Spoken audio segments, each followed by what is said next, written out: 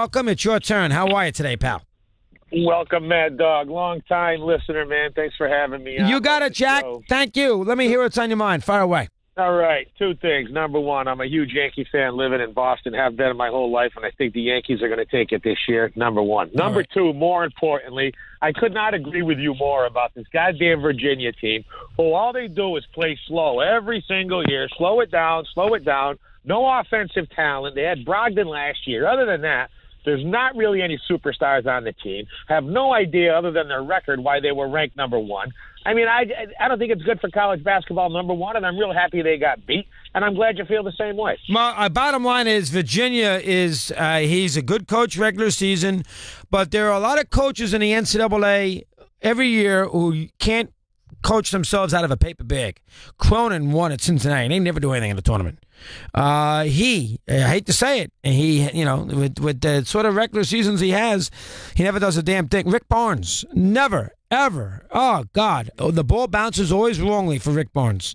They never do anything in the NCAA tournament. Now, they got plenty of chances to recover and bounce back.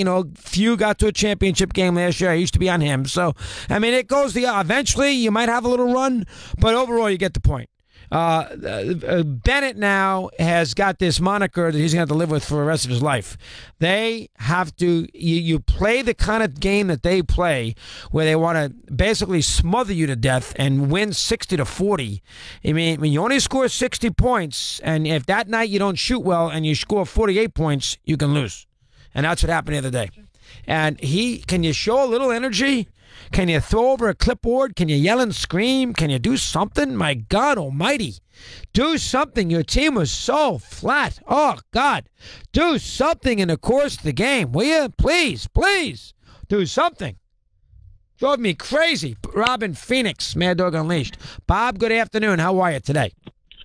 Good. Thanks for having me on, Doug. A couple things about Michigan and Michigan State. First off, that call of the game with Brad Nessler and Lavin felt like they were calling a wake. A really bad job on that game. Secondly, Michigan State. No atmosphere. There was no atmosphere in Wichita for that game. None. Zero. That was horrible. It was none. Now, I like Nessler. I was surprised they brought Lavin in there. Go ahead. Next. Secondly, with Michigan State, I think it was premature to put Izzo in the Hall of Fame.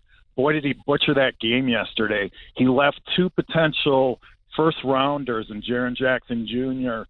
and Nick Ward on the bench in the last 5 minutes in favor of Carter, and I forgot the other guy's name, but they shouldn't have been on the floor in the last 5 minutes. What do you think about that? I don't know enough about that Michigan team outside of Bridges and the point guard to be able to break that team down, to be fair. Here's what I will say. They had 29 offensive rebounds, and Syracuse had 3 assists as a team. And Michigan State lost. Can't score. Syracuse is going to make you hoist up 23-foot jump shots, and you're going to have to prove that you're going to have to make them. And Michigan State could not make those shots. And Michigan State lost a home game. That's the other thing. Michigan State lost that game in Detroit. They lost a home game. That's an atrocious loss for Izzo. That's a bad a loss as you're going to have in this tournament. And Syracuse is like watching paint dry. He's a tremendous coach. See, there are some coaches that know their way around the NCAA tournament, like a Boeheim, and there are some coaches who don't know their way around an NCAA tournament, like Bennett, like Barnes, like Mick Crone. How does Mick Crone blow a 22-point lead to Nevada? How does that occur? 22 points to Nevada? What? Who? What are you doing to me here? And everybody says, you know what, coaching, blah, blah. No. Some coaches know how to do this tournament, and some coaches don't. Boeheim knows how to coach in these games. That's all there is to it. I mean, he has got nobody. He's got no bench. He's got a lot of size, but he's got nobody. And I'll tell you something right now. At 5 o'clock, I know that game was close, but you tell me, if you're a big sports fan, what you were watching in America at 5 o'clock. Tiger Woods, Roger Federer, or Syracuse, Michigan State? Half Past Sports by Dan Lang. Oh, it's live today. All right. I didn't realize that. So we can chat with, how about Mike in Yonkers, New York? And he says hello, and he's on Mad Dog Unleashed. Mike, good afternoon. How are you today? What do you have for me? You're right, dog. At 5 o'clock, I was watching Rory McIlroy and Tiger Woods. I wasn't watching. You weren't watching it. I mean, first off, the game was terrible, and second, it was boring as all can be. And the second thing is, how in the world could you not? Now, I was watching some of the tennis. I don't expect you guys to do that.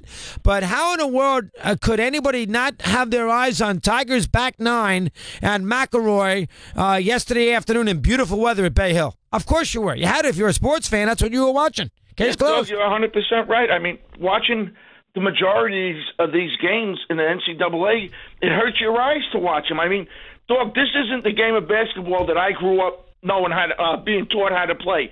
They pass the ball around for 28 seconds, hoist up a challenge three-point shot.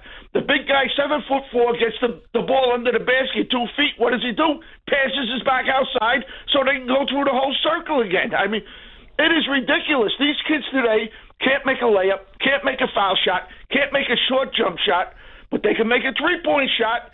And the coaching is terrible, the refereeing is horrible, and all the kids care about is how they look, their hairdos, their tattoos, their Tommy Coppers. Do they look good on television? 1 and out, and three-point shot has ruined college basketball. There's too many threes. There's no question about it. And the coaching, it's... I mean, again, and Duke's got all the players. I mean, let's be honest. Bagley, Trent, they got 1 million guys who are going to be out of there in a couple of weeks. They come to play a season and stay in school for a semester and a half, go through the NCAA tournament, and off they go. And they got a great coach along with it, which makes it tricky.